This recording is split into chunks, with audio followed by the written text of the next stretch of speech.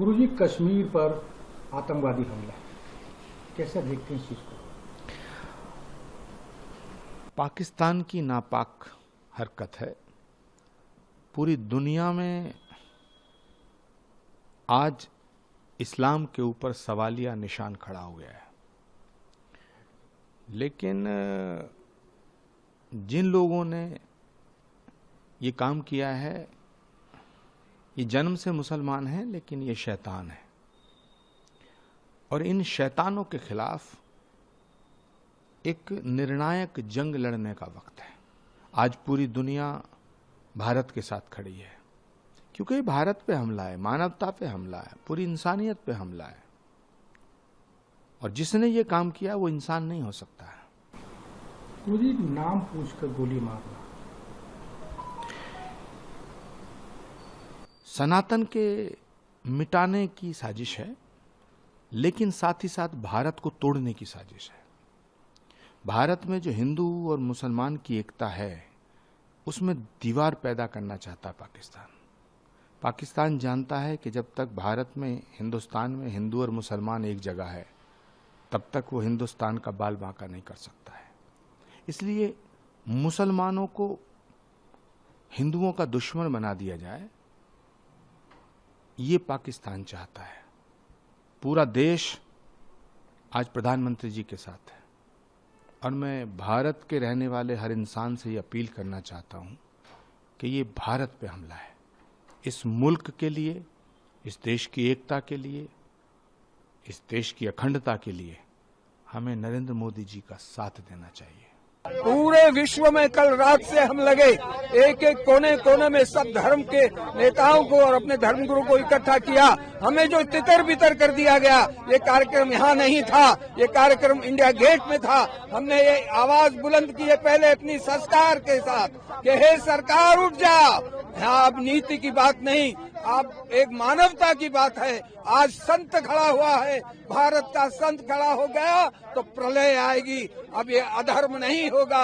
यहाँ शांति का मतलब, अहिंसा परमो धर्म का मतलब ये नहीं है कि कायर हो जाएं। ये पहली बार है इस दुखद के बाद भारत का संत भारत में इकट्ठा होकर लड़ने के लिए तैयार होकर खड़ा हो गया है। सर्जिकल स्ट्राइक की मांग करते हैं और आतंकवादियों के ऊपर सर्जिकल स्ट्राइक की जाए, उनको निष्प्रभावित कर दिया जाए। सरकार उससे भी बड़ा कुछ करना चाहती है, जो पहले कर चुके हैं उससे भी ज्यादा करे, मगर ये समाप्त होना चाहिए। नहीं तो हम सारे संत इंडिया गेट पर धरना देकर जब तक ये होगा नहीं, तब तक हम मानेंगे नहीं। बहुत हो गया, बहुत प्यार और मोहब्बत की बात हमने की, मगर ये हमारे सिर के ऊपर से पानी अलग हो गया है। अब संत आ गए हैं। अब कपड़े उतारकर नाम पूछ कर हिंदुओं को टारगेट करके मारा जा रहा है। ये कौन सा धर्म है? ये कौन सा धर्म ये सिखाता है? उसका नाम धर्म नहीं है, अधर्म है। और अधर्म के खिलाफ हमारे देवी देवताओं ने हमेशा शस्त्र उठाया है।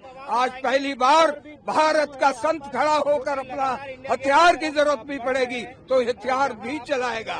मुझे नहीं लगता है ये किसने भ्रम फैलाया है। हमारा कार्यक्रम इंडिया गेट तय हुआ था और अभी भी हम इंडिया गेट जा रहे हैं। जो कल आतंकवादी घटना हुई है वो केवल हादसा नहीं, वो महज एक घटना नहीं, वो सीधा सीधा नरसंहार का मामला है।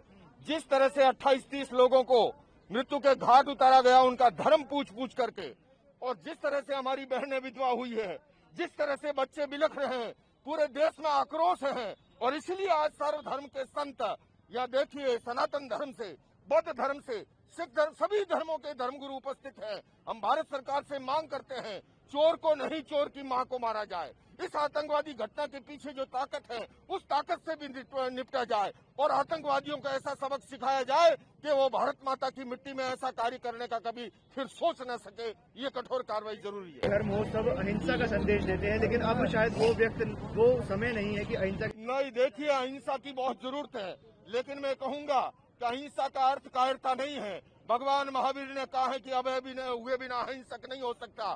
देशवासियों को अभय बनाने के लिए भारत सरकार को सख्ती से पेश आना होगा और सख्त से सख्त कार्रवाई करनी चाहिए। और इसलिए मैं जैन धर्मगुरु होने के साथ साथ भारतीय सर्वधर्म संसद की ओर से मांग कर रहा हूं कि सख्त कार्रवाई करें।